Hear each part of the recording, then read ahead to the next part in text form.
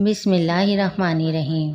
السلام علیکم۔ حج اور عمرے پہ جانا ہر مسلمان کی دلی خواہش ہوتی ہے، پر جاتا وہی ہے جسے اللہ کا بلاوا آ جاتا ہے، پھر چاہے وہ کتنا ہی غریب کیوں نہ ہو۔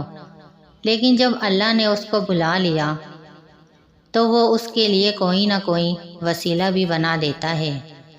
پھر وہ انسان اپنی تمام دعائیں دل میں لے کر اللہ کی چوکھٹ پر حاضری دینے پہنچ جاتا ہے۔ ناظرین، آج کی ویڈیو میں آپ کو ایسا وظیفہ بتاؤں گی جسے کرنے سے انشاءاللہ تعالی حج اور عمرے کی حاضری نصیب ہو جائے گی۔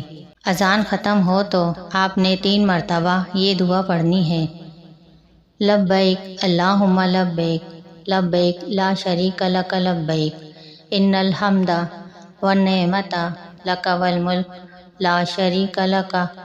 یہ دعا پڑھنی ہے اور اول و آخر درود پاک پڑھنا ہے۔ اللہ تعالیٰ آپ کو اور مجھے اور تمام مسلمانوں کو حج اور عمرے کی سعادت نصیب فرمائے، آمین۔ ناظرین، ہمارے چینل پر اسلامی وظائف اور اسلامی واقعات کی ویڈیوز اپلوڈ ہوتی ہیں۔